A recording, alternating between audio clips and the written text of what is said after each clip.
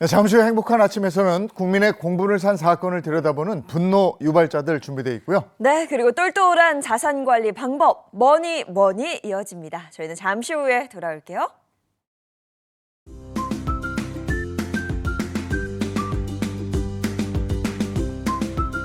안녕하십니까. 행복한 아침 이재용입니다. 안녕하세요, 장예인입니다. 월요일 같은 화요일입니다. 오늘 3월 4일 화요일이고요. 각급 학교 오늘 개학하잖아요. 그래서 새로운 활기가 있는 그런 화요일 아침입니다. 요즘 아이들 참 버릇없다 이런 얘기 많이 듣는데 윗물이 맑아야 아랫물이 맑은 거 아니겠습니까?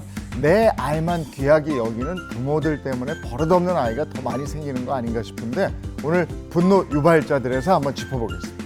그리고 뭐니에서는요, 금 지금 사도 될까요? 라는 사연 준비해봤습니다. 금 지금 사기에 너무 늦은 게 아닌가 이렇게 생각하시는 분들도 계실 텐데요. 관련 이야기들 뭐니에서 나눠보도록 하겠습니다. 자, 화요일 행복한 아침 본격적으로 시작할게요.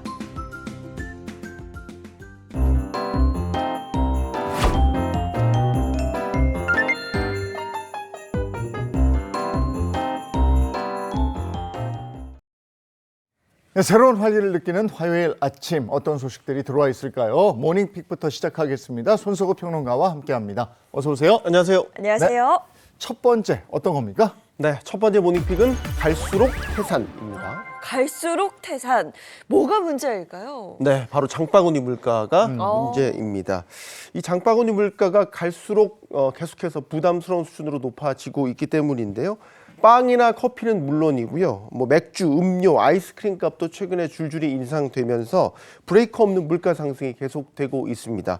대표적으로 CJ 푸드빌이 운영하는 이 뚜레쥬르가 빵과 케이크 110여 종의 가격을 약 5% 인상했고요.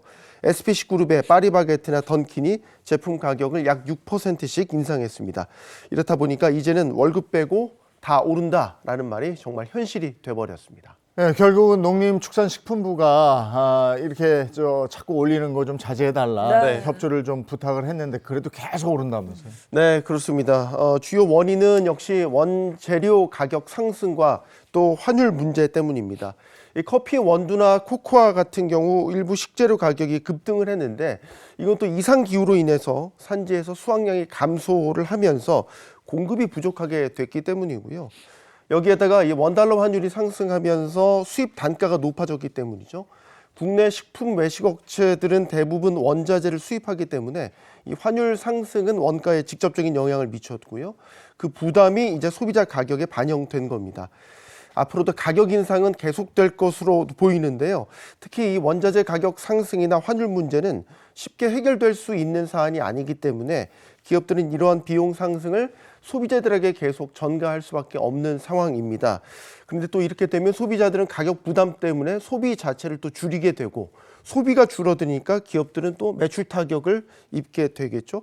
결국 물가를 잡아야 경제가 산다는 말이 허투루 나온 게 아닙니다. 네, 거기서부터 시작되는 거니까요. 이 장바구니 물가가 어려워지니까 서민 경제가 어려워지고 그러다 보면 지갑 다치고 이게 계속 파급되니까 그렇습니다. 네. 자, 다음 모닝픽은요. 네, 두 번째 모닝픽은 학폭 신고 1위 지역입니다. 네, 학교 폭력이 가장 많이 일어나는 곳이다. 이렇게 해석을 해야 할까요? 어떤 곳이 학폭 신고 1위가 됐을까요? 아마도 예상하지 못한 지역이실 수도 있습니다. 지난 5년간 서울의 자치구에서 중학교 학교 폭력이 가장 많이 신고된 지역을 보니까요. 소위 학군지에 해당하는 지역들이었습니다. 양천구, 송파구, 강남구, 성북구, 노원구 순으로 많이 신고가 된 것으로 나타났습니다. 네, 의외네요. 교육열이 굉장히 높은 곳인데 학폭 신고 건수가 오, 높다. 네. 신고를 많이 하는 거예요. 진짜로 큰 학폭 사건이 많이 일어나는 거예요. 뭔지 모르겠네요. 복합적인데요. 일단 전문가들은 교육열이 높은 지역일수록 신고가 잦기 때문에 이런 결과가 나온 것으로 분석을 하고 있습니다. 2020년부터 2024년 중학교 폭력 신고 통계에 따르면요. 이 기간 양천구의 학폭 신고 건수는 1,493건으로 서울 25곳 자치구 중에서 최다를 기록했습니다. 양천구 내에 중학교가 19곳인데요. 학교당 평균 78.4건의 학폭이 신고된 겁니다. 또 교육열이 높은 지역의 교사 1인당 학생 수가 많다는 점도 학폭 신고가 증가하는 이유로 꼽히고 있습니다. 이 학폭 신고가 1, 2위였던 양천구의 목동중, 모군중은 교사 이 1인당 학생 수가 17명으로 서울시 평균 10.2명, 양천구 평균 11.7명보다도 더 높은 것으로 나타났습니다. 이렇게 교육열이 높은 지역의 학부모들은 이 변호사를 동원한 소송전도 마다하지 않고 있는 것으로 나타났습니다. 네, 그러니까 이 말은 아이들의 일이 아이들 선에서 학교에서 끝나지 않는다는 이야기거든요. 근데 잘못하면 이 학교가 감정 싸움의 무대가 될까 뭐 이런 우려의 목소리도 있습니다. 네, 그렇습니다. 한 전문가에 따르면요, 이 학폭 가해가 확정이 되면 대입에 불리해지기 때문에 쌍방 고소전으로 비화되는 일이 교육열이 높은 곳일수록 잦다고 이렇게 전하고 있고요. 또 다른 전문가는 이 학폭이 발생하면 학부모들이 우리 애가 왜 가해자냐라고 항의를 하면서 교육 당국의 처분을 따르기보다는 소송을 택할 때가 많다고 밝히기도 했습니다. 학폭 딱 터지면 양쪽에서 다 변호사 대동해서 온다 이런 네. 얘기가 이게 그냥 하는 얘기가 아니군요. 아이고 참. 자, 다음 모닝픽은요. 네, 세 번째 모닝픽은 몰라서 못 받는 30만 원입니다. 몰라서 못 받는다. 그러면 알면 30만 원을 받을 수 있다는 거잖아요. 네, 알면 받을 수 있는 건데요. 바로 국민연금의 부양가족연금, 즉 가족연금이 되겠습니다. 이 제도는 이 고령에도 가족 부양의 의무를 지는 사람들을 돕기 위해서 마련된 국민연금의 제도인데요. 국민연금 출범 시기부터 있었던 제도지만 잘 몰라서 노후자금을 놓치는 수급자도 적지 않았습니다. 부양가족연금은 연금 수급자에 의해 생계를 유지하는 가족 수에 맞춰서 지급이 되는데요. 올해 가족연금 배우자는 월 25,020원, 연간으로는 30만 330원이고요. 부모나 자녀는 월 16,680원, 연간 20만 160원 수준입니다. 부양가족 숫자에 따라서 연금액은 늘어나는데 만약 자신에게 생계를 의존하는 배우자와 노모와 함께 사는 65세 수급자라고 한다면 한 달에 약 4만 원씩 1년에 48만 원 수준의 연금을 더 지급받을 수 있게 되는 겁니다. 이거 좋은 혜택인데 몰라서 못 받는 분들이 많다고 그러는데 어떻게 신청하면 되는 겁니까? 네, 우선 가족관계 증명서가 필요하고요. 또 부양가족이 자신에게 생계를 의지하고 있다는 서류를 준비하시면 되는데 이 생계를 부양하고 있다는 이 증명 서류는 소득 금액 증명원이 있고요. 또 생활비를 송금한 이런 내역 등을 제출하시면 되겠습니다. 또 대상 수급자가 가까운 국민연금공단 지사에 가서 신청을 하셔야 되는데 이거는 자동으로 지급되는 연금이 아니기 때문에 수급자 본인께서 꼭 직접 신청을 하셔야 되는 것 잊지 마시기 바랍니다. 또 유의할 점이 있습니다. 한번 등록했다고 해서 평생 연금이 지급되는 것은 아니고요. 이 연금 수급 중에 부양가족연금 대상자의 요건이 소멸되면 자동으로 제외가 됩니다. 가족연금을 받을 수 있는 수급자의 연령은 올해 기준으로는 63세인데요.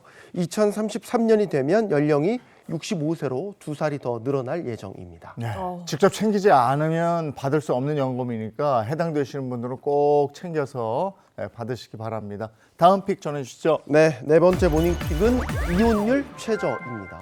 듣던 중 반가운 소식입니다. 이혼율 최저 자세히 좀 전해주시죠. 네, 지난 2일 통계청이 잠정 집계한 자료에 따르면요. 지난해 이혼 건수 9만 1,155건으로 전년보다 1.3% 감소를 했는데요. 이는 28년 만에 가장 적은 수치라고 합니다. 네, 이혼 건수가 줄어든 원인은 뭡니까?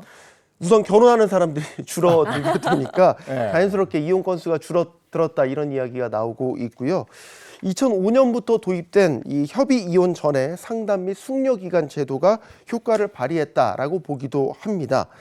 또 갈수록 신중하게 결혼하는 문화가 확산되면서 조기 이혼이 줄어들었다 이렇게 보는 시각도 있고요.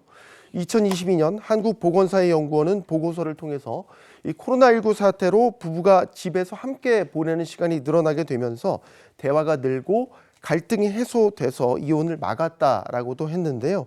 재미있는 거는 미국의 경제지 월스트리트저널의 의견입니다. 이 한국의 결혼 생활이 더 길어지는 비결은 수많은 이혼 예능 프로그램이라는 거죠. 거기 나온 부부들의 사례를 보면서 나 정도면 잘 살고 있다, 양호하다고 생각을 한다. 라는 겁니다. 이런 심리를 이 샤덴프로이드 효과라고도 합니다. 그러니까 남의 불행을 보면서 네, 자신은 상대적으로 안도감이나 만족감을 느끼는 이런 현상을 말하는 거죠. 이런 굉장히 더 불행해 보이는 이혼 예능 프로그램 보면서 어떻게 보면 마음을 좀 다잡는다고 볼 수 있겠네요. 뭐 이렇게 이혼 건수가 줄고는 있지만 그래도 다른 나라와 비교했을 때는 여전히 이혼율이 좀 높은 편이라면서요? 네, 높은 편입니다. 유엔 자료에 따르면요, 이혼율을 집계하는 76개국 가운데 한국은 공동 25위를 차지했고요. OECD 36개국 가운데서는 공동 15위 수준이라고 합니다. 네. 오늘 모닝픽 여기까지 하겠습니다. 손소구 평론가와 함께했습니다. 고맙습니다. 감사합니다. 고맙습니다. 자, 이어서 오늘 날씨 확인해 보겠습니다. 문단영 기상캐스터 나와주세요. 네, 오늘 새벽부터 수도권을 제외한 전국 대부분 지역에 눈이 다시 시작됐습니다. 오전에는 서울을 포함한 수도권에도 눈이 시작됐는데요. 차가운 공기에 아침 기온은 어제보다 더 떨어졌습니다. 여전한 강풍의 체감온도도 영하권에 보이고 있습니다. 오늘 또다시 내리는 눈 자세한 양 보시면요. 강원 산간에 최대 40cm 이상, 경북에 30cm, 충북에 최대 10cm로 강하고 많은 눈이 집중됩니다. 그 밖의 지역도 최대 8cm 정도로 양이 많겠습니다. 오늘 눈비는 언제 그칠지 궁금하시죠? 전국 대부분 밤이면 그칩니다. 다만 동해안에는 내일까지 이어지는 곳이 있겠습니다. 오늘 한낮 기온은 어제보다 더 낮습니다. 원래 이맘때 서울의 기온은 8.4도인데요. 오늘 한낮에는 4도로 반토막이 나겠습니다. 그 밖에 청주와 대구도 5도에 그치겠습니다. 내일은 전국이 대체로 흐리지만 서울은 점차 맑아지겠고요. 점차 평년 기온을 회복하며 큰 일교차를 보이겠습니다. 내륙뿐만 아니라 해상에도 바람이 강한데요. 대부분 해상에 풍랑특보가 내려져 있으니까요. 해안가 접근은 되도록 자제하시는 게 좋겠습니다. 지금까지 날씨 전해드렸습니다.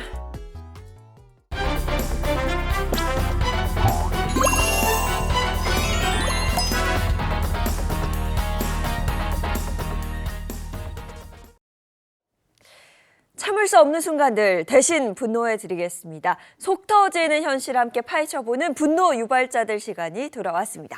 요즘 유명 음식점이나 카페 가면 노키즈 존을 표방한 곳이 참 많습니다. 공공기관에서도 노키즈 존이 생기고 막 이래서 찬반론이 많아요. 네, 그렇습니다. 아이들도 사회의 구성원이다, 이건 차별이다 라는 의견이 있는 반면 아이들로 인한 피해를 줄이기 위한 불가피한 선택이다, 이런 입장도 있는데요. 오늘 두 분 모시고 자세한 이야기 나눠보도록 하겠습니다. 김미경 변호사 그리고 신인선 씨 소개합니다. 어서 오세요. 네, 안녕하세요.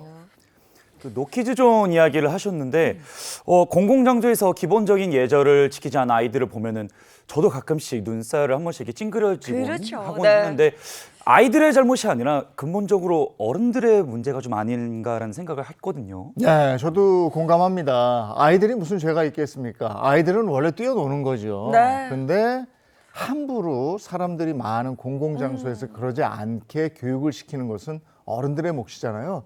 근데 이런 책임을 하지 않는 거죠. 그렇죠. 네, 맞습니다. 이 주변에 대한 배려를 가르쳐주지 않고 방관하는 부모, 일명 무개념 부모라고 불리는 일부 보호자의 태도가 문제인 경우가 많습니다. 지난 1월에 일어난 한 자영업자의 사연을 소개해드리면요.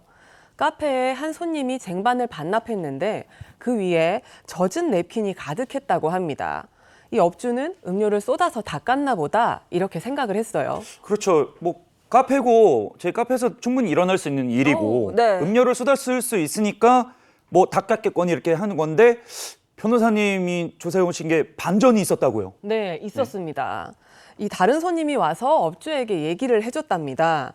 어떤 애가 바닥에 소변을 봤는데 그 부모가 대충 닦고 간 것 같다. 이야기를 들었느냐? 지금 그 자리에 다른 손님이 앉아 있다. 이렇게 얘기를 해준 겁니다. 그럼 그 젖은 냅킨이 아이 소변이었다는 거 아니에요? 그러니까요. 근데 소변을 닦았으면 화장실에 가서 버려야죠. 그걸 음료를 담는 음식을 올려두는 쟁반 위에 그대로 올려두고 그걸 반납했다? 이거는 정말 상식선에서 벗어납니다. 그렇죠. 뭐 보통은 종업원 일하시는 분이 계시잖아요. 종업원에게 말씀을 드려서 처리를 하든지 아니면 뭐 그게 맞는 것 같은데 그 손님이 무슨 죄입니까? 빨리 귀뜸해진 그 손님의 말이 정말 사실이었나요? 네, 맞습니다. CCTV를 확인해 보니 그 다른 손님이 알려준 그대로였고요. 어우. 바로 종업원이 가서 닦고 정리를 한 뒤에 젖은 러그까지 세탁을 했다고 합니다. 뭐 아이는 급해서 실수한다고 해도 그걸 처리하는 부모의 태도가 비상식적이다. 이건 뭐 다 우리가 네, 느끼는 건데. 그렇죠. 글쎄요, 저도 뭐 노키즈 존이 자꾸 생기는 거는 뭐 반대하는 입장이긴 합니다만은 또 이렇게 생기는 이유도 있을 것이다 이런 생각도 들고 그러는데, 자 오늘 분노 유발자들 오늘 주제 공개하겠습니다. 자, 오늘의 분노 유발자 주제입니다. 윗물이 맑아야 아랫물이 맑다. 무개념 부모입니다. 요즘 아이들 귀하죠. 귀하긴 귀하죠. 아이 하나 낳거나 뭐 없는 집들도 있고 이러니까 그냥 금이야 오기야 이렇게 키우시겠습니다만은 근데 다른 사람도 배려하면서 이래야 되는 거 아닌가 하는 생각이죠.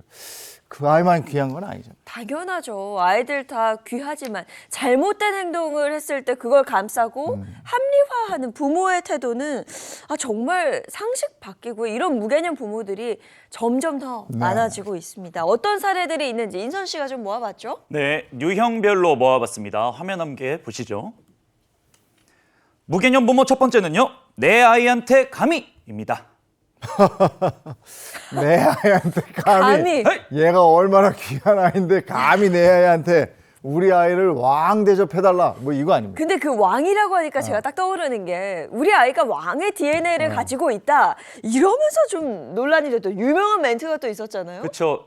자신의 자녀가 왕의 DNA를 갖고 있다면서 담임 교사를 찾아갔던 한 사무관의 이야기였었죠. 네, 맞습니다. 당시 굉장히 많은 공분을 샀었던 그 사건 다시 한번 짚어보도록 하겠습니다.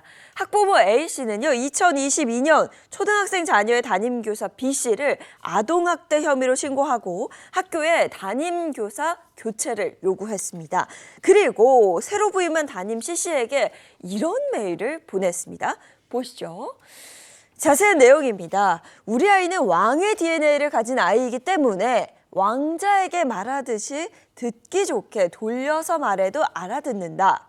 하지마, 안 돼, 그만 등 제지하는 말을 절대 하지 않는다 등의 내용이 담긴 이메일을 보낸 사실이 알려지면서 갑질 논란이 있었습니다. 야, 왕의 DNA면은 본인이 왕이라는 거 아니에요? DNA라는 거 이렇게 야, 이건 참 유전자니까. 야, 그러면서 우리한테 안 돼! 뭐 이렇게 뭐 이런 거 하지 마라. 하지마 이런 거. 네. 그럼 이 공동체의 규칙을 완전히 무시하겠다. 뭐 이런 얘기인가요? 그렇죠. 아이들에게 안 돼 하지 마라는 말을 하지 말라는 건 교육을 하지 마라라는 말과 똑같지 않습니까? 그렇죠. 네. 이 학부모의 행위는 교원지휘법의 교육활동 침해 행위에 해당하는 것으로 볼 수 있습니다. 이 교사가 학생을 올바르게 지도할 권한이 보장이 돼야 되는데 이 부분이 완전히 무시가 됐고요. 심지어 이 학부모가 원래 있던 담임교사를 신고해서 담임이 바뀌었다고 했잖아요.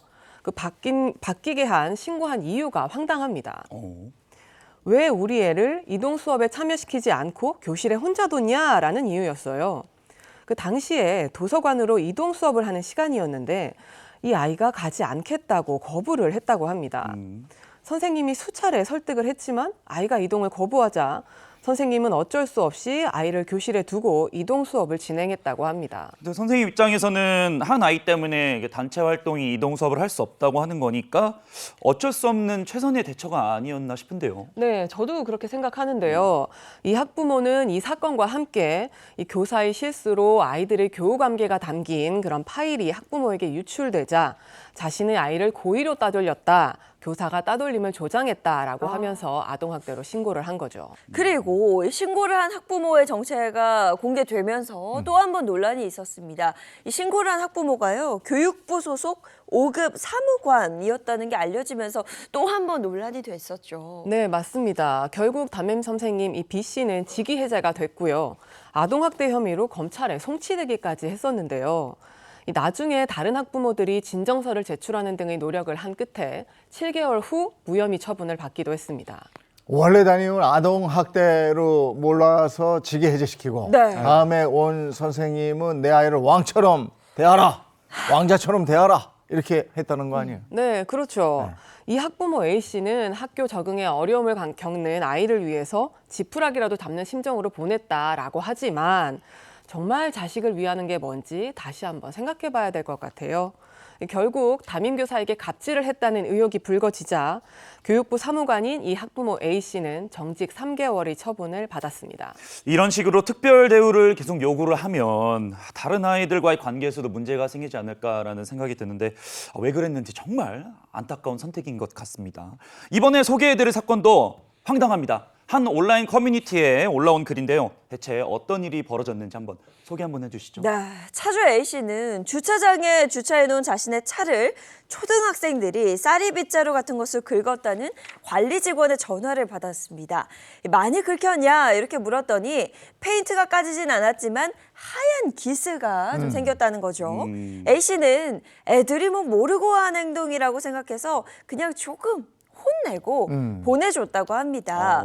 그리고 이제 관리 직원과 통화를 하고 그것도 이 직원에게 그냥 조금 혼내고 보내세요 라고 이야기를 하고 마무리했다고 합니다. 그냥 이제 조금 혼내고 보내세요. 아, 그래요. 조금 혼내고 보내죠. 하는 거는 이제 그 정도 하고 훈계하고 마무리하겠다 뭐 네, 이런 네. 거 아니겠어요? 맞습니다. 나름 차주가 호의를 베푼 겁니다. 네. 그런데 사람들이 야, 참 다 내 마음처럼 안 되는구나라는 걸 또 느끼게 됩니다. 아이 엄마라는 사람이 화가 나서 찾아왔어요. 네, 이 아이 엄마는요, 차주 A씨에게 왜 자신의 아이를 훈계했냐면서 따졌습니다. 그러자 차주 A씨는 금전적 보상을 받지 않고 아이의 잘못된 행동을 가르쳐 준 거다라고 했고요. 근데 아이 엄마는 수리를 해주면 되지 왜 남이 귀한 자식을 혼내냐면서 재차 따졌습니다. 네, 아니 그래도 자기 아이가 잘못한 거잖아요. 가장 큰 피해는 차주가 본 건데 이런 얘기를 했다는 것도 참 황당합니다. 우리 귀한 애를 네가 감히 혼내? 그깟 차 내가 물어주면 될 거 아니야? 이렇게 갔을 거 아니겠습니까? 근데 이게 만만치 않았었죠. 그렇죠. 네, 자기가 베푼 호의가 이런 식으로 돌아오니까 차주도 사람인데 화가 났겠죠. 그래서 어떻게 대처했냐? 이 차주 A씨는 자신이 관리 직원한테 아이를 혼내라고 했다면서 이 관리 직원과 아이 엄마에게 사과를 했습니다. 그러고는 아이 엄마에게 그 원하는 대로 수리비를 청구하겠다라고 하면서 이 차를 맞아. 정비소에 입고를 시켰어요. 네. 근데 입고를 시키고 보니까 단순히 긁힌 게 아니라 여기저기 찍히고 패인 부분도 있었다고 합니다. 아무래도 수리비가 꽤 나올 것 같죠. 어머 저 참. 말 한마디에 이제 돈 많이 쓰게 생기셨네요. 네. 예, 저기 뭐 좀 있으면 사진 나오겠지만 이게 반전입니다. 네. 자, A 씨의 차량이 2억 원이 넘는 고가의 그럴 차량이었다고 것 합니다. 같네요. 아니, 엄마가 땅을 치고 후회하겠어요. 말 한마디 네, 잘못해서. 그러니까요. 와. 결국 아이의 아빠가 전화를 해서 수리비를 좀 깎아달라고 선처를 부탁했다고 합니다. 안 되지 뭐 이제. 하지만 A 씨도 사람이잖아요. 네. 이게 얼마나 괘씸하겠습니까? 이 당신 배우자가 하라는 대로 할 뿐이다. 아. 처음에는 아이라서 넘어갔지만 이제는 어른들의 문제이니 그냥 이야. 넘어갈 수 없다. 이렇게 대응했답니다. 아니 정말 틀린 말이 하나 그럼. 없어서 뭐라 반박할 수가 없습니다. 아이 문제일 때는 훈계하고 네. 보냈지만 네. 이제는 어른들의 문제이기 때문에 이건 지나칠 수 없다라고 이야기를 했는데 누리꾼들의 반응은 어떤가요? 네, 누리꾼들은요. 차주분 품격 무엇? 아이에겐 용서와 관용을, 모자란 어른에게는 참교육을 이야, 이렇게 멋지다. 칭찬을 오히려 네. 하셨고요. 아이의 어머니에게는 고가의 수리비 지불하면서까지 아이 기살리려는 어머님. 정말 감동적인 가정교육. 자식을 제대로 키울 생각을 해야지 오냐오냐 하면 짐승이 된다라는 비판도 있었습니다. 네, 말 한마디로 천냥빚을 갚는다고 하지만 요즘엔 말 한마디 때문에 천냥빚을 지게 되는 경우가 네. 비일비재합니다. 이런 경우도 그런 경우인데. 자, 무개념 부모 유형 그 두 번째는 뭐가 있을까요? 자, 무개념 부모 두 번째 유형은요. 아이니까 당신이 무조건 배려해 주세요. 배려를 해주는 거는 감사할 일이지 네. 이 배려가 그냥 늘 일상화되는 게 아니고 무조건 배려를 강요하는 건 아니거든요. 당연하죠. 최근에 있었던 한 일이 있습니다. 온라인 커뮤니티에 올라온 일인데요. 글 작성자 A씨는 퇴근 후 직장 동료 2명과 함께 영화를 보러 갔다고 합니다. 그런데 자신들이 예매한 자리에 한 어린아이가 앉아서 영화를 보고 있더라는 거죠. 그 옆에 부모가 앉아 있었지만 A씨를 한번 쓱 쳐다보더니 별 말이 없었다고 합니다. 그렇죠. 누가 봐도 자기 자리인데 아니 뭐 아이를 데려가든지 아니면 자리가 맞는지 확인이라도 한 번 더 하든지 하는 게 상식이잖아요. 아, 그렇죠. 그래서 이 A 씨는 직원을 대동해서 자리를 확인했는데 그제야 아이 아빠가 누구누구야 이리 와라고 하면서 자신의 무릎에 아이를 앉혔다고 합니다. 네. 그럼 A 씨의 자리가 맞았다는 거고. 네. 근데 처음에 비어 있었으니까 아이를 잠깐 앉혔다고 해도 그 자리에 주인이 오면 아이를 들어서 내 무릎에 앉히거나 뭐 이렇게 했어야 되는데 그럼요. 그걸 안 했다는 거잖아요. 그러니까요. 그런데 이 부모들은 아무런 사과도 없었다고 합니다. A 씨는 황당했지만 일단 그냥 넘어가기로 했는데 문제는 영화를 보면서도 계속됐습니다. 이 아이는 영화를 보는 내내 떠들고 다리를 계속 움직여서 A 씨의 스타킹에 흙이 묻기도 했고요. 적반하장으로 이 A 씨가 한숨을 쉬자 아이 아빠가 더 크게 한숨을 쉬면서 뒤에 빈자리 있는 것 같다라고 했다는 겁니다. 아니 엄연히 내 돈 주고 예매한 내 자리인데 그 사람을 보고 뒤에 가서 이렇게 눈치를 준다는 거잖아요. 뒤로 가라고. 그러니까요. 아니 이게 네. 그러면 본인들이 아이를 데리고 빈자리로 가면 되겠네요. 그렇지. 네. 그래서 A 씨가 나는 이 자리가 좋아서 예매한 거다라고 하자 더 크게 한숨을 쉬면서 그 자리에 계속 앉아 있었다고 합니다. 그 한숨을 쉰다는 그 행동 자체가 맞았죠. 나는 잘못하고 없는데 괜히 눈치 보이게 하는 그런 행동이잖아요. 그러니까 극장 가면 사실 다들 아시겠지만 작은 소리로 소근대기만 해도 영화에 집중이 안 되고요. 뭔가 계속 신경 쓰입니다.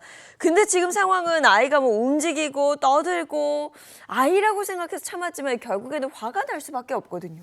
근데 상식적으로 우리가 한다면 저도 아이가 어렸을 때 그런 데 데려가서 네. 조용한데 떠들거나 발로 앞을 차거나 이러면 이렇게 안아서 데리고 밖으로 나가서 네. 좀 진정시키고 다시 돌아오든지 뭐 이렇게 하는데 어. 그냥 야 그걸 못 참아 이런 식으로 하면서 이랬다는 거 아니에요? 아우. 야 이건 이해를 못 하겠어요. 그러니까요. 근데 여기서 끝이 아니었습니다. 이 A 씨의 주장에 따르면 영화가 끝나고 밖으로 나가면서 이 아이의 아빠가 아 다리 아프다 이러면서 일부러 A 씨의 어깨를 치고 지나갔다는 겁니다. 아니 아이를 안고 있어서 본인의 다리가 아픈 거를 옆 사람 탓을 한다는 거잖아요. 그러니까 애를 안고 보기는 싫고 그렇다고 해서 아이 표를 하나 새로 끊어서 자리를 하나 주기도 싫고 이거 뭐 어떻게 하라는 거예요 이게. 네, 너무 이기적이죠. 와. 그래서 화가 난 A 씨는 쳤으면 사과를 해라. 사과도 안 하고 그냥 가냐 이렇게 항의를 했는데요. 아이 아빠는 자기가 일부러 쳤냐며 오히려 더 크게 소리를 쳤다고 합니다. 결국 사과를 받지 못한 A 씨는 이런 부모 밑에서 애가 뭘 배울 수 있겠냐며 흥분을 했는데요. 이 함께 갔던 미혼 동료는 신경 쓰지 말라며 A 씨를 위로해 줬는데 이 반면 아이가 있는 동료는 아이를 배려해야 저출산이 해결된다면서 자기밖에 모르는 20대가 저출산이 원인이라고 충고했다고 합니다. 이 동료도 살짝 문제가 있네요. 이건 근데 정당한 내 자리를 찾겠다는 A 씨의 입장이었는데 그 다른 사람의 그 아이가 있는 분의 아버님 배려를 바라기 전에 부모님이 먼저 제대로 된 개념이 있어야 될 것 같다는 생각이 여기서 다시 한번 드는데요. 이게 뭐 완전히 감정 싸움이 된 거고 네. 그 스트레스 해소할 겸 영화 보러 갔다 기분 완전히 잡친 거죠. 그렇죠. 근데 심지어 이 영화가 뭐 아이들이 보는 뭐 만화 영화나 애니메이션도 아니고요. 어른들이 보는 그냥 일반 영화였다고 합니다. 참 답답합니다. 누리꾼들 반응은 어땠을까요? 네, 누리꾼들은요. 이런 사람들 때문에 모든 아이 부모들이 욕을 먹는다. 내 돈 주고 예매한 자리에 앉겠다는데 무슨 배려라는 말이 나오나 배려심 많은 기혼자 동료분이 자리 좀 바꿔주시지? 와 같은 반응을 보였습니다. 세상에는 참 상식적이지 않은 사람들이 더 처해 있다. 네. 뭐 이런 생각이 들고요. 이번에 뭐 주차 시비 관련해서예요? 네, 황당한 사건 이게 끝이 아닙니다. 한 주차장에서 벌어진 일인데요. 자, 아파트 주민 A 씨, 장애인 주차구역에 불법 주차된 차량 때문에 장애인 차량이 주차를 하지 못하는 상황을 보게 됩니다. 그래서 이 불법 주차를 한 차주 B 씨에게 전화를 3번이나 걸었는데 전화를 받지 않았다는 거죠. 어쩔 수 없이 불법 주차로 신고를 했는데 그 후 차주에게 문자가 한 통 왔습니다. 차주는 이렇게 이야기를 합니다. 이 장애인 차량 구역 불법 주차 신고를 하셨더라. 이 같은 아파트 사람끼리 너무한다. 6살 아이도 약자다. 하원 차량 기다리다 잠깐 대고 빼드렸는데 이거 신고를 하시다니 너무하다. 뭐 이런 내용의 문자를 보냈다고 합니다. 네, 여기 방금 아이의 나이도 이렇게 표현을 해주셨는데 6살 아이가 약자인 거랑 장애인 주차구역에 주차를 하신 거랑 뭐가 문제인지 무슨 상관인지 모르겠네요. 하원 때문에 잠깐 그것도 장애인 주차 구역에다가 주차를 했다. 그러면 정말 그 주차 구역이 필요한 장애인이 그걸 쓰려고 할 때는 안 되는 거잖아요. 그렇죠. 네. 내 아이만 생각한 전형이네요, 이거는 또. 네, 잘잘못을 따지자면 잠깐이라는 이유로 변명을 하더라도 법을 위반하셨습니다. 이 장애인 전용 주차구역에 대한 불법 주차는 법으로 명확히 금지가 돼 있고요. 20만 원 이하의 과태료가 부과될 수 있습니다. 근데 뭐 말도 안 되는 배려를 바라는 부모님들, 이 지구촌 어디에나 숨어 계시는 것 같아요. 이번에는 중국에서 일어난 일입니다. 우리 함께 소개해 주시죠. 네, 한 여성이 피팅룸에서 옷을 입어보고 있는데 5살에서 6살 정도 된 남자 아이들이 커튼을 자꾸 열었다고 합니다. 처음에는 하지 말라고 타일렀는데 이 장난은 멈추지 않고 계속됐고요. 도저히 참을 수 없게 된 이 여성, 밖으로 나와 아이들 부모에게 주의해달라라고 말을 했습니다. 그런데 이 부모는요, 사과를 하기는커녕 적반하장으로 아이들이 그럴 수도 있지, 왜 따지냐 이러면서 욕을 했다고 합니다. 아니 탈의실에서 옷 갈아입고 있는데 커튼을 열었다 커튼을 닫았다. 걷어요. 아니 그러면 아이들한테 아유 그러면 안 된다고 부모가 얘기할 수 있는 건데 뭐 아이들이 그럴 수도 있지 적반하장으로 나온 거 아니에요. 야, 네, 황당합니다. 그러니까요. 이건 너무나도 잘못된 행동이죠. 그 아이의 행위로 인해서 피팅룸에서 옷을 갈아입던 여성이 타인에게 자신의 벗은 모습을 보여주게 됐다면 이로 인한 정신적 피해에 대한 손해배상을 청구할 수 있습니다. 이 경우에 아이는 행위의 책임을 변식할 지능이 없기 때문에 배상 책임을 지지 않지만 부모는 자녀를 감독할 의무가 있기 때문에 자녀의 행위로 인해서 발생한 손해를 배상할 책임이 있거든요. 근데 이 경우에 부모가 감독 의무를 게을리하지 않았다면 배상 책임을 지지 않지만 이 사건의 경우에는 감독 의무를 게을리했다는 점이 너무 명백하죠. 맞습니다. 자, 아직 끝나지 않았습니다. 이번에는 무개념 부모 세 번째 유형인데요. 지지 보여주세요. 기본적인 안전 개념이 부족하고 아이들을 제대로 보호하지 않는 안전 불감증 부모들입니다. 이건 큰일 나죠. 네. 아이가 위험에 빠질 수도 있는 상황이 오잖아요. 그렇죠. 예, 이게 어떤 일들이 있었는지 한번 소개해 주시죠. 네, 한 온라인 커뮤니티에 사진이 올라왔습니다. 이거 보시면요. 어린아이가 차량 썬루프 밖으로 몸을 빼고 저렇게 와. 앉아 있습니다. 이거 정말 저거 위험천만해 보이죠? 야, 저거는 정말 아이들 큰일 나는데 뭐 아이들이 그래요. 차 타고 달릴 때 보면 창문 열고 손 밖으로 내민다든지 머리를 밖으로 뺀다든지 이럴 때 혼내주거든요. 네. 근데 썬루프 위에 저렇게 올라가서 앉아 있는데 차는 달리고 있다? 와, 저거는 정말 아이 큰일 납니다. 저러다가. 심지어 주행 중인 거잖아요. 네. 그 어른들이 옆에서 아무리 붙들고 있어도 이 차량이 빠르면 바람 때문에 몸이 흔들리고 위험할 수 있거든요. 어떻게 보시나요, 변호사님? 위험하지 않습니까? 급정거하거나 저러면 어떡해. 절대 해서는 그쵸. 안 되는 행동이죠. 이게 동승자에게 좌석 안전띠를 매도록 하지 않은 운전자는 도로교통법 위반에 해당해서 20만 원 이하의 과태료에 처해질 수 있습니다. 그리고 자녀의 나이나 당시의 상황에 따라서 아동학대 혐의가 적용될 여지도 있어 보입니다. 그런데 이게 처벌이나 범칙금이 문제가 아니라요. 저렇게 달리다가 갑자기 다른 차량이 막 앞을 가로막는다던가 해서 급정거를 하게 되면 이 아이들이 차량 밖으로 떨어지게 되잖아요. 네. 이 아이의 생명이 걸린 정말 위험한 행동입니다. 위험한 행동의 부모님들이 또 있습니다. 해외로 나가보면요. 기찻길 배경으로 사진을 찍기 위해서 선로 위에 아이를 저렇게 앉힌 무개념 부모도 있습니다. 아니 뭐 예쁜 사진을 찍어서 지금 SNS에 올리려고 저렇게 하는 것 같은데 운행을 하지 않는 철도 아닐까요? 설마 저렇게 어린아이를요? 그렇게 생각하고 싶지만 분노유발자잖아요. 아이가 앉아있는 선로 평소 열차 시속 88km 다니는 것이고요. 위험 등급 높음 수준에 해당한다고 합니다. 근데 최근 들어 사람들이 SNS에 저렇게 위험한 사진 올려서 인기를 얻으려고 하잖아요. 기차역 역무원이 저런 금지하거나 뭐 이렇게 제재하거나 네. 해야 될 텐데 또 제재하면 또 막 뭐라 그러겠지. 잠깐 사진 찍고 나오는데 왜 그러냐고 그렇죠. 그러겠죠. 맞아요. 오. 근데 저러다가 아이 큰일 납니다. 진짜 이 사고는 급작스럽게 오는 거. 눈 깜빡할 사이에 기차 들어오면 저거 어떡하려고. 그러니까요. 아니 뭐 남들한테 좀 자랑하고 싶어서 SNS에 사진 한 장 올리는 게 내 아이의 안전보다 중요한지 저는 좀 그런 생각이 들어요. 네, 정말 위험한 행동이죠.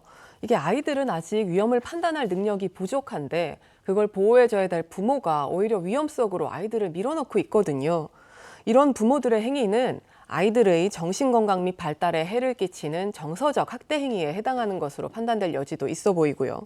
이 부모들은 아동학대로 처벌될 수도 있다는 점을 인지해야 할 것 같습니다. 네, 또 이런 행동을 문제 삼으면 또 우리 아이한테만 왜 그러냐, 감히 또 이렇게 말씀하시는 분들도 있고 감히. 또 아이니까 배려해달라 이런 분들도 있고요. 남에게는 배려를 강요하면서 우리 아이에게는 위험을 가르치는 뭐 그런 이중적인 태도를 보이는 게 굉장히 안타깝습니다. 네.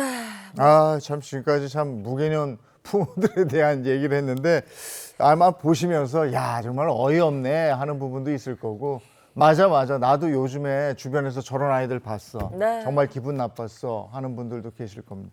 제발 좀 내 아이만 귀하다? 아, 귀하면 귀하게 키워야죠. 진짜로 그럼요. 귀하게. 뭐 부모가 아이를 사랑하는 거 당연하다고 생각합니다. 그럼에도 불구하고 아이가 건강한 사회 구성원으로 성장할 수 있도록 돕는 것도 부모의 역할이 아닐까 싶은데 우리 아이만 특별하다가 아니라 우리 아이도 사회의 일부다 이런 인식을 좀 하셔야겠습니다. 네, 아이를 그 부모의 소유물로 생각하고 부모가 원하는 방식으로만 교육해서는 안 된다고 봅니다. 과연 온실 속에서만 자란 화초가 세상 밖으로 나갔을 때 튼튼하게 살 수 있을까요? 모든 부모님들이 진지하게 생각해 보셔야 할 것 같습니다. 너무 멋있는 말씀이라서 저도 한 번만 더 해도 될까요? 앞으로 내가 받길 원하는 존중을 남에게 먼저 요구하는 거 그럴 것도 좋을 것 같고요. 개념 없는 부모님들 때문에 우리 죄 없는 아주 착한 아이들이 대신 비난받는 일이 없었으면 좋겠습니다. 항상 이걸 진행하면서 느끼는 거지만 상식선 그 상식선만 지키면 서로 이렇게 얼굴 붉힐 일은 없는데 네. 그 상식적이지 않은 사람들이 왜 이렇게 많은 걸까요? 자, 여기까지 하겠습니다. 김미경 변호사와 함께했습니다. 고맙습니다. 고맙습니다. 감사합니다.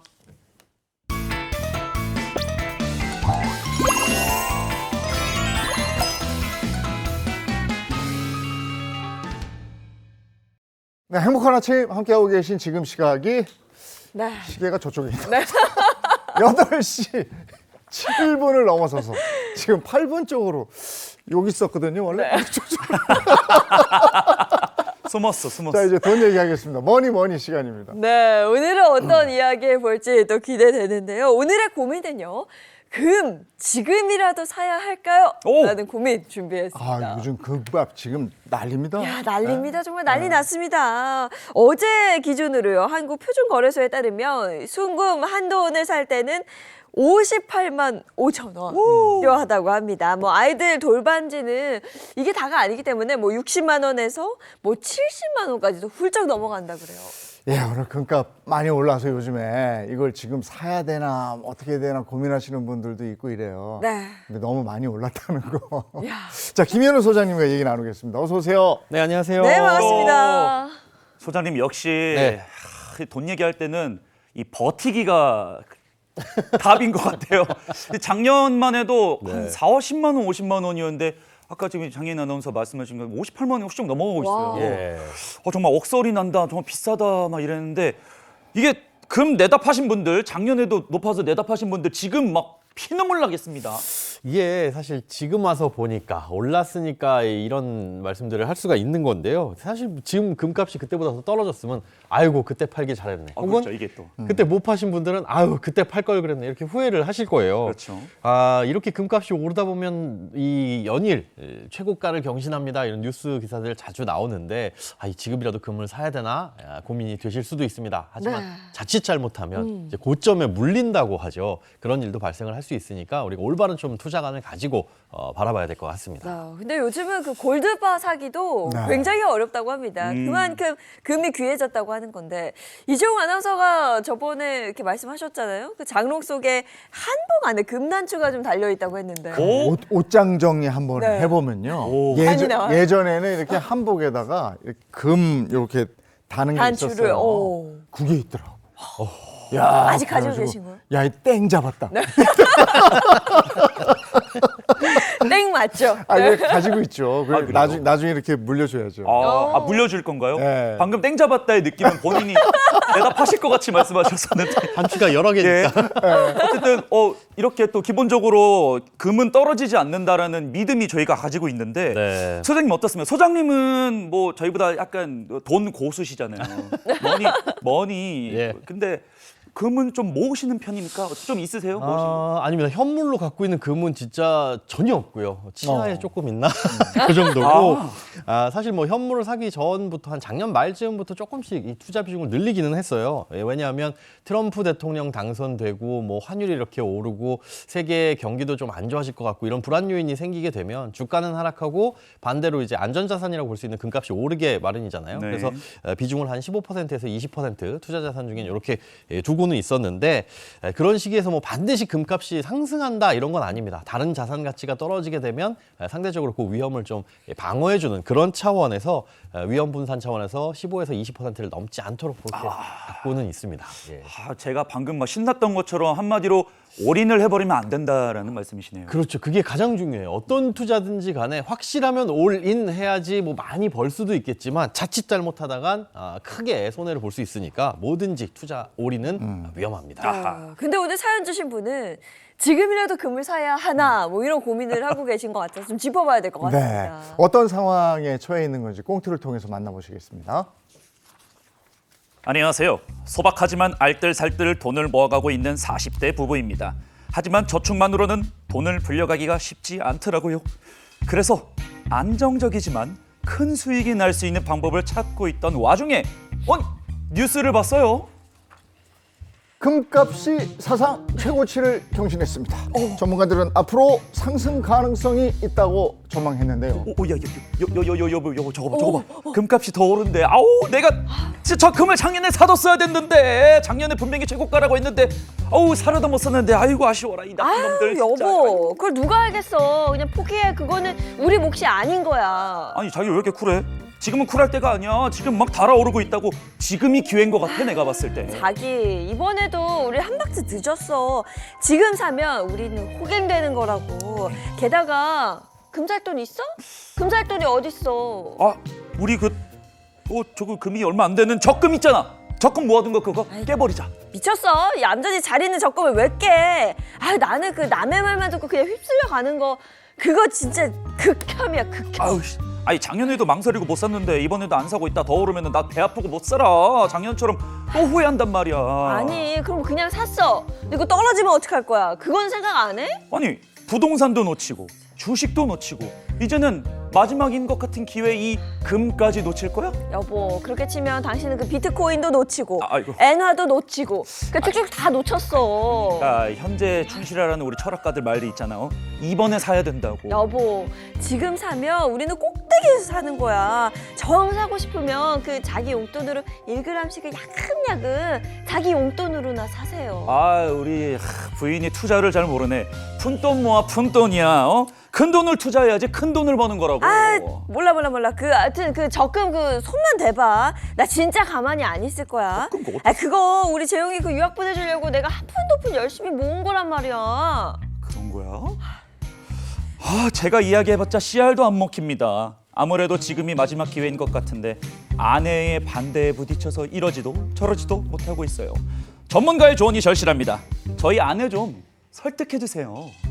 정말 요즘 많은 집들이 이런 상황일 것도 같고요. 판단이 참 어렵습니다. 네. 이걸 진짜 뭐래도 좀 쪼개서 금을 사야 되는지 아니면 이거 지금 아닌지 부부가 합의가 안 되는 상황이잖아요. 네, 일단 이 사연 속의 남편분은 보니까 확신이 있어요. 아내가 내 말을 듣지 않으니 전문가가 한마디를 좀 해달라 이렇게 말씀하신 건데 이게 투자라는 거에 정답이 있을까요, 수장님? 그렇죠. 이런 말 많이 들어보셨을 겁니다. 모든 투자의 책임은 투자자 본인에게 있습니다. 네. 저도 여기 옆에 계신 이 형님한테 항상 듣는 거라서 되게 조심하고 있는데요. 네.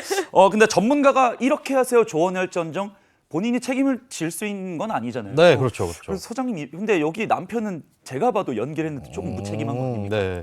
사실 전문가라고 하는 분들이 미래의 모든 상황을 예측하고 맞출 수 있는 그런 신은 아닙니다. 그런 걸 기대하셔도 안 되고 특히나 오히려 반대로 이건 반드시 오릅니다. 꼭 사세요. 이렇게 말씀하시는 분들도 믿어서는 안 되겠죠. 모든 투자의 책임은 본인이 진다라고 하는데 어찌 보면 그런 말도 아니 무슨 이 전문가라는 사람이 투자 책임은 본인이 지라고 그래 해가지고 좀 서운하게 들리실 수도 있고 무책임해 보이실 수도 있겠지만 사실상 이 미래에 어떤 위험이 있는지들을 분석을 하고 이런 위험은 좀 피해가세요 하는 조언을 드리는 거거든요. 그걸 이제 취합해가지고 어떤 투자 결정을 내리는 건 본인이 스스로 판단을 해야 되고 그래야지 조금 더 결정이 신중해지니까 그런 이 투자 태도를 갖추시는 건 굉장히 중요합니다.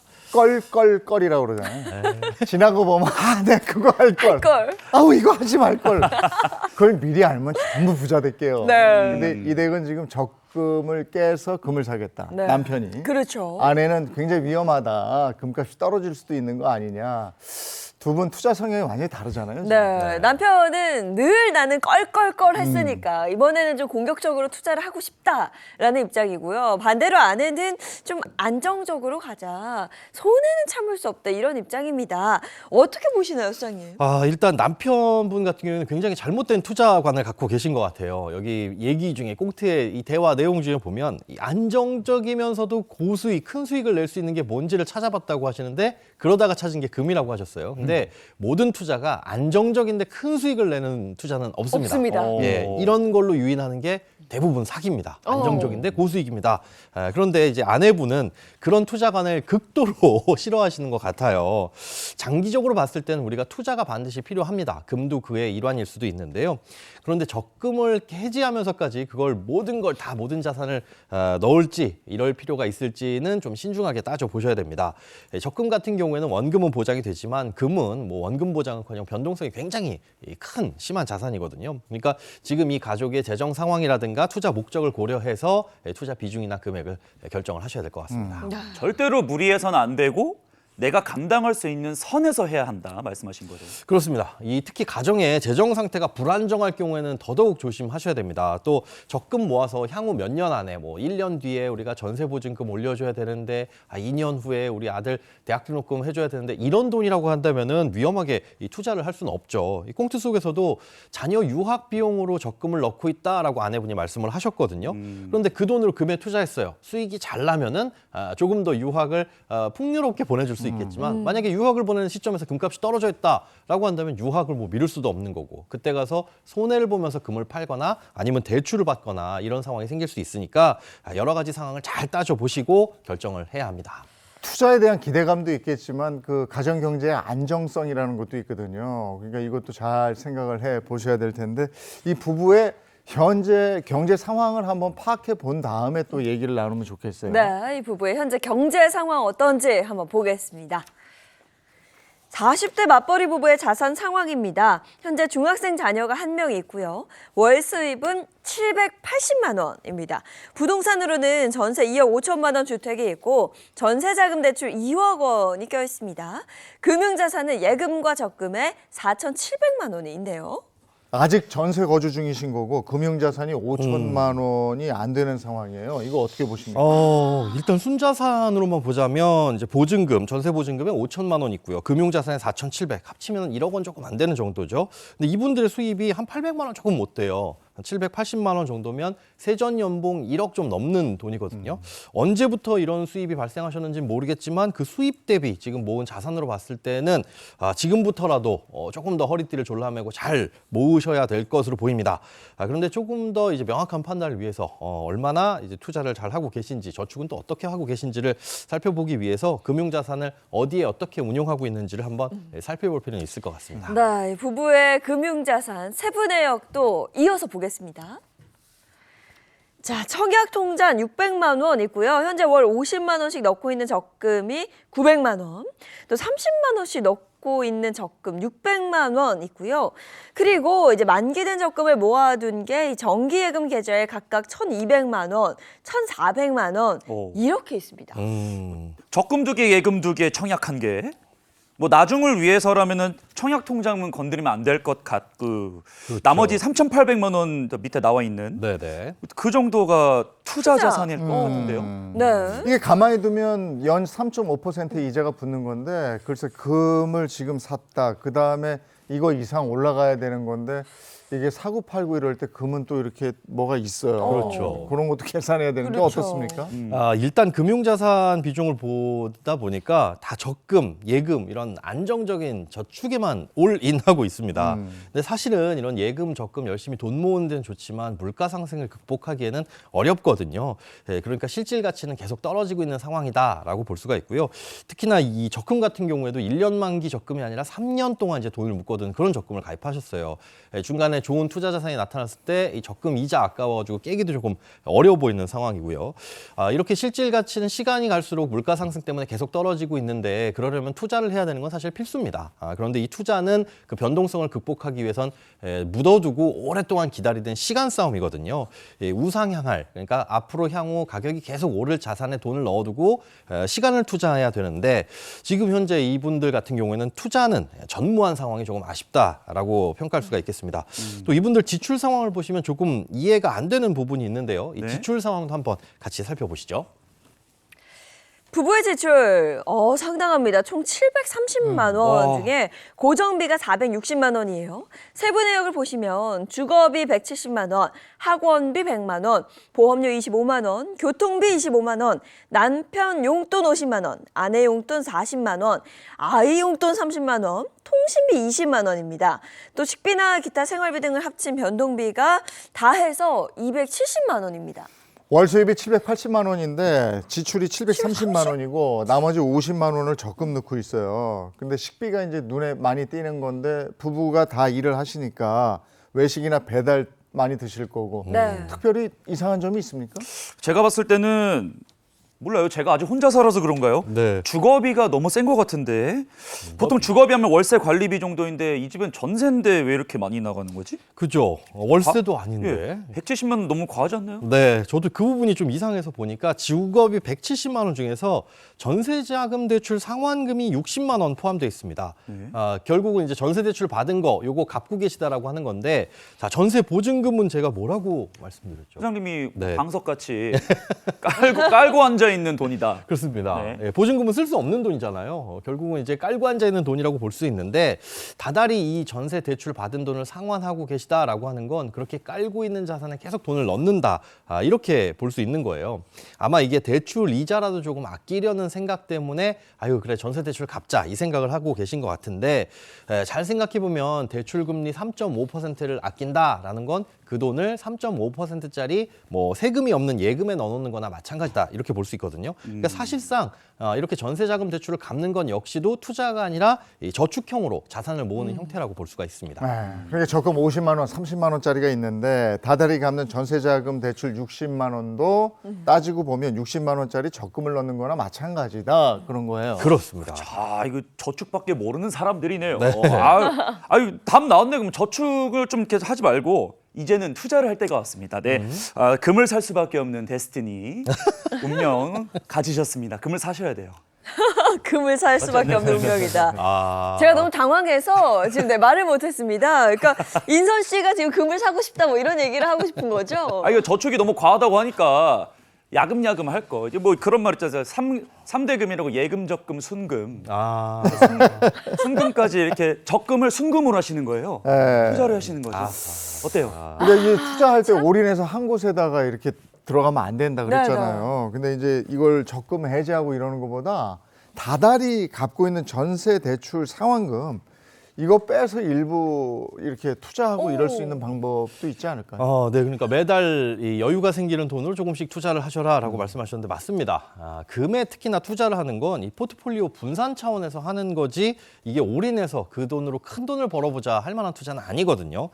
특히 이제 우리가 잘못 인식을 하고 계신 것 중에 하나가 금을 안전자산이라고 생각하시는 겁니다. 이게 거시적인 부분에서 보자면 안전자산에 해당하는 게 맞지만 개인 입장에서 보자면 안전자산은 은행 예금이나 적금처럼 원금 손실이 없는 것들을 안전자산으로 봐야 되거든요.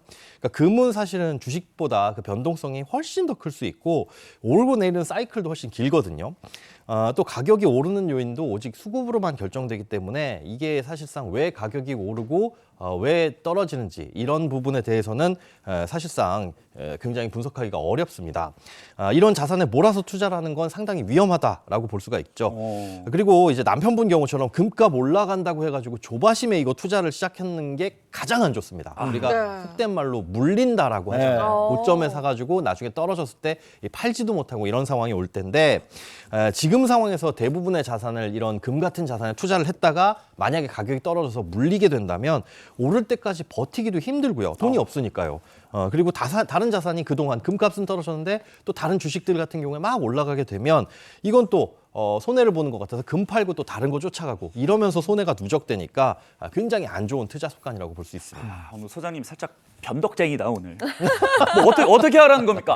투자는 없고 예. 저축만 해서 아쉽고 근데 또 금은 안 된다고 하고. 네, 이게 너무 어렵지만 그 중간을 좀 찾아야 할 것 같아요. 일단 네. 남편은 급에 투자를 하고 싶어하는 상황이고 또 어쨌든 저축의 일부를 투자로 또 돌려야 하기도 하잖아요. 네, 이 저축의 일부를 투자를 하는 건 저는 거기까지는 찬성입니다. 그런데 그걸 이제 꼭 이제 금값 막 올라가니까 여기에 전부 다 집어넣어야 되느냐? 이거는 절대 반대거든요.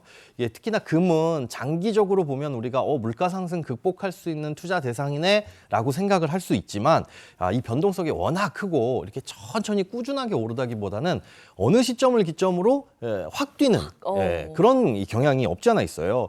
이게 2011년에 금값이 당시 정점을 딱 찍은 다음에 10년 동안 그 가격을 못 갔거든요. 네. 그러니까 만약에 이 2011년에 금에 투자해서 물렸다 그러면 10년 동안 다른 자산 막 올라갈 때 이 금값은 오히려 하락하는 이런 모습을 보였으니까 이게 이런 장기적인 가격 변화만 보고 30년 전에 비해 가지고 지금 금값 보니까 물가 상승 다 극복했네, 많이 올랐네, 그러니까 금은 앞으로도 계속 오를 거야 라는 생각으로 판단해서 투자를 하는 건 굉장히 위험하다는 거죠. 네. 다른 자산에 비해서 투자 가치가 오히려 전혀 없거나 크게 떨어질 수 있다는 점도 기억을 해두셔야 되고요. 금융시장이 불안해서 이렇게 주식시장이 급락하는 상황, 이런 상황이 오게 되면 그럴 때는 이제 금값이 올라주니까 이런 위험 해지 차원에서 분산해서 투자를 하는 게 맞다. 이렇게 생각을 하셔야 됩니다. 네. 이게 자산에 얼마 정도를 투자를 해야 안정성을 추구하는 아내와 또 공격적 투자 성향을 보이고 있는 남편을 다 충족시킬까? 이 부분이요. 네, 심판을 받으려야 되는데 지금 이분들 현금성 자산이 4,700만 원 정도 되시지만 청약통장 빼고 나면, 이 청약통장은 못 쓰는 돈이잖아요. 요거 빼고 나면 한 3,800만 원 정도 쓸 수 있는 돈입니다. 그런데 앞으로 시장 변동성, 그러니까 주식이 싸게 떨어지면 이제 주식도 매입을 해야 되고 또 금값이 조금 더 떨어지면 그런 금도 투자를 해야 되니까 한 25% 정도는 현금성 자산으로 유지, 그러니까 한 1,000만 원 정도는 예적금 그대로 두시고 매달 저축할 수 있는 돈도 그중에 25%는 그냥 예금과 적금 그대로 하시는 게 좋을 것 같습니다. 네. 그렇다면 현재 가지고 있는 자산 중에서 3천만 원 정도는 투자로 돌려도 될 것 같은데요. 가장 중요한 건 남편이 지금 빠져 있는 금에 올인해서는 안 된다는 거죠. 네, 그렇습니다. 그래서 이제 대략적인 포트폴리오를 한번 짜드리자면 투자 자산을 넓히되 뭐 주식이나 그 주식도 미국 주식과 국내 주식을 분산하는 거죠. 전체 투자금 중에서 한 미국 주식에는 30-40% 정도, 또 국내 주식에도 30-40%로 분산을 하시고 금에 정말 투자를 하고 싶다라고 한다면 그 투자 비중은 전체 포트폴리오에서 15%에서 20% 이내로 투자하시길 추천드립니다. 이것도 자산을 한 3, 4등분 정도 쪼개가지고 예를 들어 만약에 1,000만 원을 투자한다면 250만 원 혹은 300만 원 이렇게 덩어리를 쪼개놓은 다음에 오늘 다 뭐 1,000만 원을 투자하지 마시고 이번 주에 250만 원, 다음 주에 250만 원, 그 다음 주에 또 250만 원 이런 식으로 시기도 분산을 해서 위험을 조금 부담을 줄이는 게 좋을 것 같습니다. 마음 같아서는 아까 뉴스 화면에 나왔을 때 그 골드바 쫙 사가지고 우리 이재용 아나운서님 그 금단추처럼 네. 장롱이나 넣어놓고 좋다 이렇게 하고 싶은데 그건 안 되겠네요. 분산을 하라고 하니까. 이게 아무래도 현물을 사는 것보다는 금 관련 상품에 투자하라는 말씀이신가요? 네, 그렇습니다. 이 금 사게 되면 부가세도 붙고 비싸잖아요. 그러니까 일반인들이 쉽게 쉽게 접근하기 좋은 방법으로는 금융상품을 이용을 하는 건데 금통장이나 금 ETF가 좋은 선택으로 보입니다. 금통장은 금 1g 단위로 진짜 계좌 내에서만 금을 사는 그런 투자 방식이라고 볼 수가 있고요. 또 이 금 ETF 같은 경우에는 금 가격을 추종하는 뭐 주식 종목이다 이렇게 이해를 하시면 될 것 같습니다. 주식을 사고 팔듯이 손쉽게 거래를 할 수 있다는 장점이 있어서 소액으로 금에 투자할 수 있는 방법이 되겠습니다. 네. 한마디로 간편하게 투자를 하고 싶으면 금통장, 또 주식시장에서 자유롭게 거래를 하고 싶다면 금 ETF, 요거네요. 네, 그렇습니다. 소장님의 선택은 뭐예요? 아무래도 이제 세금 문제를 생각하면 금도 금통장에 넣었다가 차익을 보게 되면 배당소득세 같은 걸 내야 되거든요. 그래서 이런 세금을 생각하면 연금저축펀드 계좌나 ISA를 만들어서 그 안에서 금 ETF를 거래하시는 게 좋을 것 같습니다.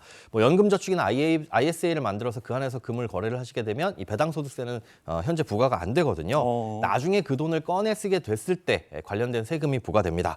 그런데 연금저축은 55세 이후에나 쓸 수 있고 ISA는 또 3년 동안 묻어둬야 되거든요. 나는 이런 제약도 싫다라고 한다면 KRX 금시장이라는 곳을 통해 가지고 금을 거래하시는 걸 추천드립니다. 여기서는 이제 1g 단위로 금을 거래를 할 수 있습니다. 현물 거래인데요. 차익에 대해서 세금도 없고 또 주식처럼 거래를 할 수 있다는 장점이 있고요. 이 금도 많이 쌓이게 되면 나중에 인출도 할 수 있습니다. 실물금으로 인출도 할 수 있는데 100g짜리도 있고 뭐 1kg짜리도 있습니다. 그런데 금을 인출할 때는 부가세가 붙으니까 그것도 고려를 하셔야 되고요. 1kg짜리와 100g짜리 두 종류가 있는데 그 둘 중에 하나를 선택해서 1g 단위로 투자를 하실 수가 있습니다. 근데 뭐 골드바 이런 거 할 때 그 뭐 아령 운동 좀 할 겸 한 1kg 정도는 돼야지 존재감 있게 운동도 하고 멋있게 보는 것도 즐겁고 예. 그렇지 않습니까? 네, 그런데 그 1kg짜리 금괴와 100g짜리 둘 중에 하나를 선택해서 1g 단위로 투자를 하라고 말씀드렸잖아요. 네. 여기 금값이 서로 달라요. 똑같은 금인데도 불구하고 1kg짜리가 아무래도 세공비가 적게 드니까 요 금이 좀 싼데 나중에 인출을 할 때도 1kg짜리를 선택해서 투자를 하시게 되면 1kg로 인출을 하셔야 됩니다. 지금 가격으로 따지면 뭐 거의 뭐 1억 7, 8천 정도 넘어갈 수 있으니까 그런 거 실물금 인출을 생각하신다면 이런 부분도 감안해서 둘 중에 하나를 선택하셔야 됩니다. 네. 네. 근데 결론적으로 얘기하면 지금 금융자산이 대부분 저축이기 때문에 투자 쪽도 좀 있어야 된다 이런 얘기인데 지금 투자할 여력은 좀 없는 것 같아요. 네. 그러면 적금 들어가는 돈을 투자 쪽으로 돌려야 되는가요? 어떻게 해야 되나요? 네, 일단 아이 유학 비용으로 적금 들고 계시다고 하셨는데 그 비용이 얼마나 될지 그리고 언제 들어갈지가 정확하게 안 나와 있어요. 또 향후 1, 2년 내에 쓸 돈이 있는지도 고민을 하셔야 되는데 그런 부분이 없기 때문에 정확히 금액을 말씀드리기 어렵지만 현금 4천만 원 중에서 뭐 1,000만 원 정도는 예금으로 두시고 또 나머지 3천만 원은 투자를 하시되 예적금 들어가는 것도 한 25%에서 30%는 그냥 예적금 유지하시고 나머지는 좀 조정을 하시는 게 좋을 것 같습니다. 소장님, 네. 금 투자 비중을 뭐 한 20%로 제한하는 이유는 뭐예요? 이거 위험 분산 차원에서 하라고 말씀을 드린 거잖아요. 근데 이렇게 남편분이 금 투자 하고 싶어요 하니까 하지 말라고 말씀드릴 수는 없고 그래도 20%는 넘기지 말아라라고 제안을 드린 거고요. 물려도 괜찮을 정도. 그러니까 투자 자산 3천만 원 중에 20%니까 한 600만 원 정도. 요게 이제 이 고점에 물린다고 하더라도 어느 정도 버틸 수 있으니까 20만 원이라는 선을 그냥 그어드린 겁니다. 네. 네. 지금 좀 늦었긴 하지만 그래도 하려면 20% 정도만 해라. 네. 근데 이게 아내를 설득할 만한 명분이 될지 모르겠네요.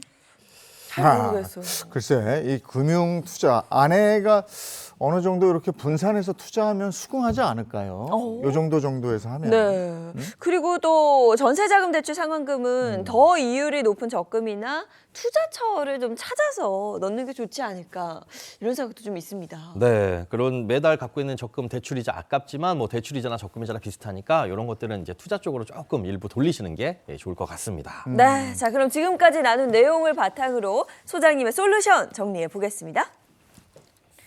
자, 현재 금융자산 중 저축 비율이 100%였어요. 이 투자 비율이 너무 낮기 때문에 주택 청약을 제외한 금융자산 3,800만 원 중에 25%만 예적금 유지하시고요. 나머지는 투자를 할 것을 권유하셨습니다. 투자 비율은 미국 주식 30에서 40%, 국내 주식 30에서 40%, 그리고 금 15%에서 20%를 투자해라. 이렇게 결론을 냈습니다. 그리고 전세자금 대출 상환금 월 60만 원은 상환을 멈추시고요. 기존 적금 월 80만 원 넣던 것과 합해서 저축 25% 유지, 투자는 75% 내로 할 것 이렇게 정리를 했습니다. 결국 남편의 바람대로 적금을 깨긴 깨는데 이거를 이제 잘 선택해서 장기적인 투자 관점으로 봐야 네. 되는 거고 금에 올인해서 고수익을 얻겠다. 이거는 아닌 것 같다. 이런 네. 얘기예요. 네. 남편과 아내 둘 다 만족스럽지 못하겠지만 미래에는 만족할 수 있을 거라고 저는 소장님의 솔루션이 괜찮을 것 같다고 생각을 하는데 네. 현재 상황에선 가장 현실적이고 위험하지 않은 솔루션이다. 그렇게 말씀드릴 것 같아요. 네, 금은 특히나 경제적 불확실성이 높을 때 그 가치를 발휘하는데요.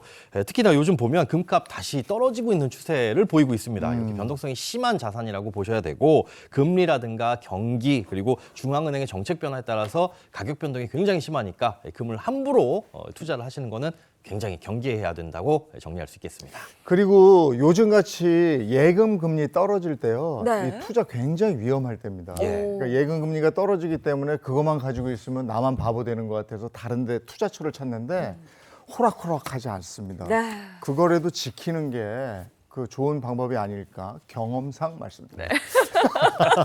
여기까지 네, 정리하겠습니다. 고맙습니다. 네, 고맙습니다. 네, 오늘도 전국적으로 눈이나 비 예보가 나와 있어서요. 언제까지 내릴지도 궁금합니다. 문단영 기상캐스터 오늘 날씨 전해주세요.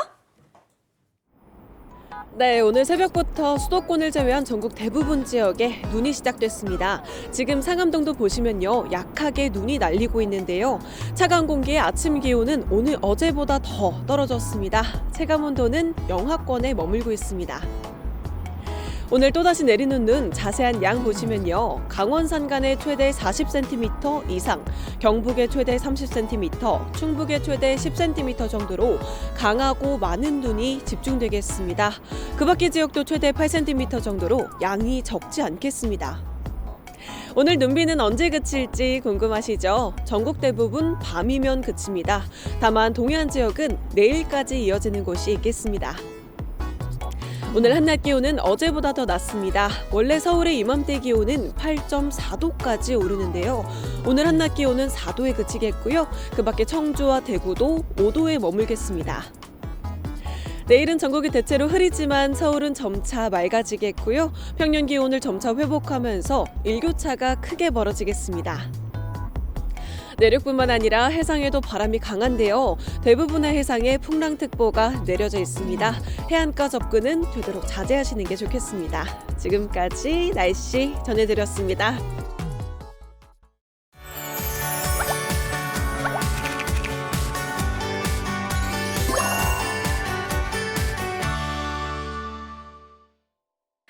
제1회 대한민국 복지의정대상이 지난 28일에 열렸습니다. 올해 처음으로 제정된 이번 시상식은 복지 분야를 중심으로 국회, 지방의회에서의 의정 활동에 대한 객관적 평가를 통해 선정됐는데요. 그래서 이번 복지의정 대상은 의정 활동 분야에서 복지나 보건 분야의 활동을 했던 경험이 있는 그리고 또 실적이 있는 이런 분들을 추천해서 음선해서 이번 시상에 참여를 시킨 것이 상당히 뜻깊다고 생각합니다. 강석주 의원은 복지 분야에서 노력하며 일하는 지역 일꾼을 발굴하고 법안과 조례를 전파함으로써 건강한 사회 조성에 이바지하길 기원한다고 전했습니다. 다음 소식입니다. 신학기를 맞아 행정안전부에서는 교통안전과 학교 주변 유해시설을 확인하기 위해 안전점검에 나섰는데요. 자세한 내용 영상으로 함께 보시죠. 다음 주 개학을 앞둔 서울의 한 초등학교입니다. 미끄럼틀과 그네 등 놀이시설의 위험 요소는 없는지 하나하나 살펴봅니다. 이런 데는 어때요? 네, 이런 데도 괜찮아요. 괜찮아요? 손가락 끼임이 손가락이 들어가더라도 예. 얽매이거나 끼이는 지점 없이 안전하게 설치가 되어 있습니다. 행정안전부가 신학기를 맞아 다음 달 28일까지 전국 6,300여 개 초등학교 주변 안전점검에 나섰습니다.